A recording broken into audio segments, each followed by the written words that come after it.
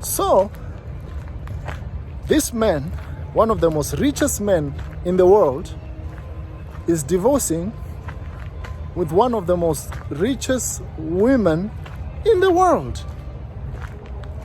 I felt such pity. I was like, what a pity.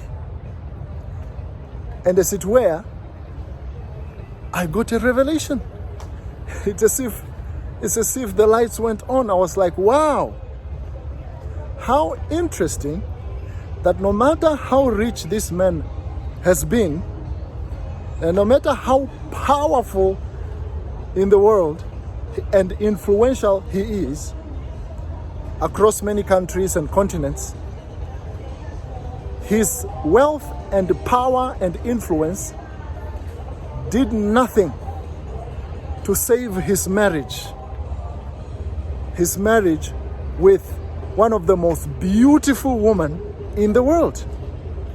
And this woman, with all her beauty, could not keep her husband. And this man, with all his money, could not keep his wife. I found that very astonishing and brought the message home to me, made the message very clear to me that money, power, and beauty will not ever save anybody's marriage. And I think this story stands as a true testament to that reality. And the sooner the young people learn this reality and come to terms with it, then the sooner they will be able to prepare themselves, to position themselves to succeed, to have real success in their marriages. That is not based on some whimsical notions and some unfounded, expectations. So money and beauty will not save marriage. Then what does save a marriage? What does guarantee a marriage? You have heard it said it many times before, and I will say it again, and I will sound like what do they call it? A broken record, yeah? And the reality is that character builds a marriage. Your character will build or destroy your marriage. It is your character. If you want to have a successful marriage,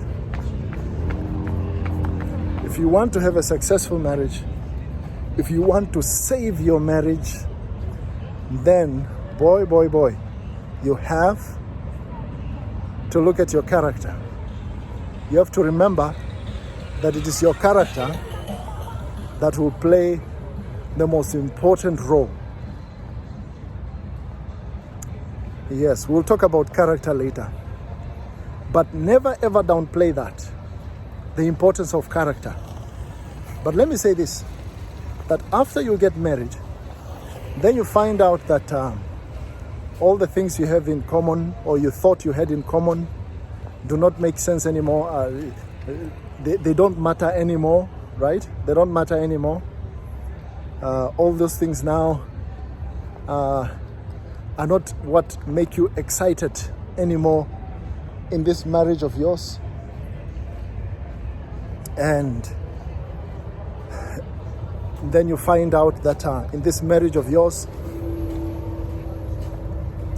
if you are married to a nagging wife, then you realize that this nagging, this selfishness, this controlling spirit, then you realize that this man, this unbelieving spirit is really causing tension. Yes, the character suddenly takes center stage. After you get married, character suddenly takes the center stage. Yes. Suddenly takes center stage. And it becomes the center focus of your relationship going forward. If you appreciate your husband, then you realize that your appreciation of your husband will be centered on what a good man he is and how well he treats you and his relationship with God and how that nourishes your marriage. If you're married to a bad man, you're married to a wicked man, then you find out that that wickedness, that ungodliness, then begins to disturb. The same goes for the woman. Begins then to disturb the harmony of that relationship. So the money will just be put aside like this. The beauty will be put aside like this. And then the focus will be squarely on the character of that individual. And your decision whether to continue in that marriage or not will be squarely based on how good or how bad is the character of that husband of yours or that wife of yours. So don't ever downplay it. And as I mentioned that, I want to caution those that are in courtship, those that are pursuing marriage. Do not be naive and do not be ignorant. Don't be naive. Don't be ignorant. You must educate yourself well. You must prepare yourself well. Yes, if you are naive and ignorant, you'll be taken advantage of and you'll make costly mistakes. If you are naive and ignorant, you will make seriously costly mistakes. Yeah. So, I just wanted to mention that for now. And we'll see you guys in the next video.